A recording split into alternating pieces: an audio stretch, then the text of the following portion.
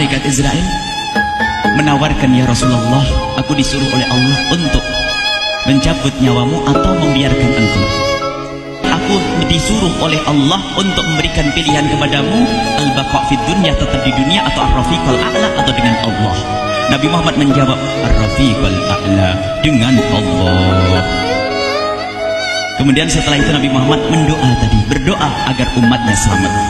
Setelah ada jaminan umatnya selamat, malaikat Israel, sudahlah, cabut nyawaku kalau memang sudah waktuku.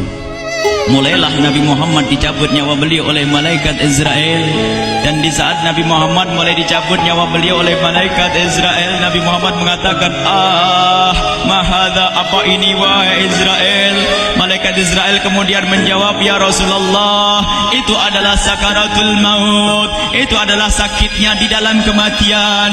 Kemudian Nabi Muhammad mengangkat tangannya sambil berucap, la ilaha illallah, inna lil mauti la sakarat, tidak ada Tuhan selain Allah, sungguh di dalam kematian ada sakitnya, sakit kematian, yaitu sakaratul maut. Kemudian Nabi Muhammad memohon, ya Allah, Allahumma khafif alayya sakaratul maut, ya Allah, ringankan sakaratul mautku ini, ya Allah. Dijawab oleh malaikat Israel, ya Rasulullah, itu sudah aku ringankan 70 kali. Nabi Muhammad menoleh, apa malaikat Israel? Sudah kau ringankan 70 kali keringanan? Iya ya Rasulullah, sungguh aku tidak pernah mencabut seorang hamba lebih lembut dari cara mencabut nyawamu. Ini sudah aku ringankan 70 kali.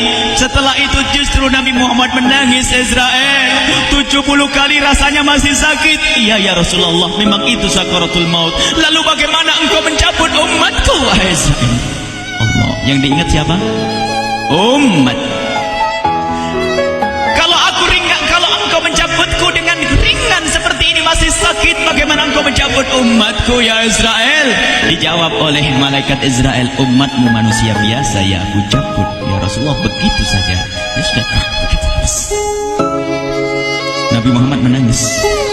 Tiba-tiba Nabi Muhammad mengangkat tangan dan memohon kepada Allah, Allah, Allah, inna lil mauti la sakarat, la ilaha illallah, inna lil mauti la sakarat, sungguh di dalam kematian ada sakaratul maut.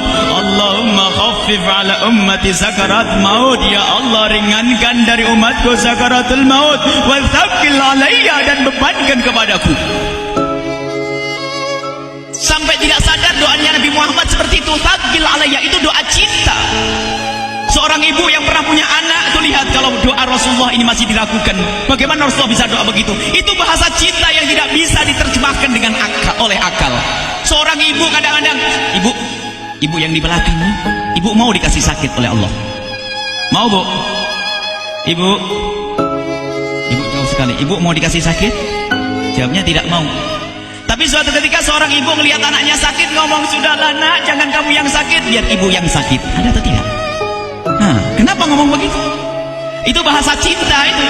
Tidak rela kalau anak ini sakit, biar aku saja yang sakit. Itu yang dirasakan Rasulullah. Sakaratul maut begitu sakitnya, membayangkan betapa sakitnya umat Nabi Muhammad di saat dicabut nyawa beliau. Maka Rasulullah mengatakan, ya Allah, ringankan sakaratul maut dari umatku, bebankan kepadaku saja, ya Allah. Wala sawfa yu'tika fatarda. Permintaan Nabi Muhammad tidak ditolak oleh Allah, dikabul dan dikabul, wahai Muhammad. Sallu ala Nabi Muhammad. Dan benar, sakaratul maut kita ditahan oleh Rasulullah, ditanggung oleh Rasulullah, sehingga digambarkan oleh Imam Bukhari di saat Nabi Muhammad dicabut nyawa beliau, Siti Aisyah yang ada di situ. Rasulullah berada di pangkuan Siti Aisyah, yang saat itu Siti Aisyah melihat keringat dingin keluar dari kening Rasulullah. Siti Aisyah tidak pernah melihat keringat keluar seperti itu. Bahkan di saat dipegang kepala Rasulullah, panasnya melebihi dari panasnya orang biasa. Setiap kali ada kain dicelupkan di air, ditempelkan di kening Rasulullah, langsung mengering. Saat itu Nabi Muhammad mengucapkan kalimat la ilaha illallah, innal lil mauti la sakarat. Kemudian Nabi Muhammad berpesan dengan banyak pesan, dan di antara pesan Rasulullah adalah akri minni ala ummati salam, akri minni salam ala ummati wa ala man ittaba'ani wa ala man tabi'ani min ila yaumil qiyamati. Aku titip salam kepada umatku dan orang yang mengikutiku sampai hari kiamat. Sadari salam Rasulullah. Sebelum meninggal masih ingat titip salam. Salam kepada siapa? bukan salam kepada siapa-siapa, tapi salam kepada kita. Maka mari kita mengucapkan salam kepada Rasulullah, karena Rasulullah sudah salam duluan kepada kita. Mari kita sejenak bersalam kepada Rasulullah dan hadirkan Rasulullah ada di mata kita dan di hati kita. Mari kita bersama-sama mengucapkan salam. Assalamualaikum ya Rasulullah, Assalamualaikum ya Rasulullah, Assalamualaikum ya Habiballah, Assalamualaikum ya Nabi Allah. Rasulullah mengucapkan salam untuk kita. Dan di saat itu Rasulullah keringat dingin keluar, maka oleh Siti Aisyah diusap. Oleh Siti Aisyah diusap, bayangkan saat itu Nabi Muhammad di pangkuan Siti Aisyah dan diusap oleh Siti Aisyah. Siti Aisyah berkata, keringat Rasulullah mengucur deras hingga aku usap, dan aku usap dengan tangannya Rasulullah. Diusap dengan tangannya Rasulullah. Siti Aisyah memegang tangan Rasulullah sendiri yang digunakan untuk mengusap keringat Rasulullah.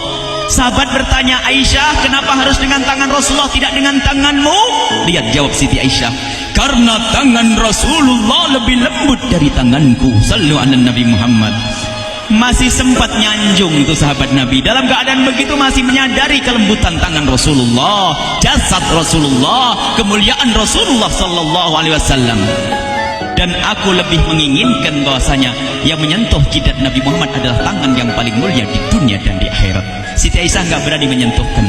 Pengennya yang disentuhkan di kening Rasulullah adalah tangannya Rasulullah sallallahu alaihi wasallam.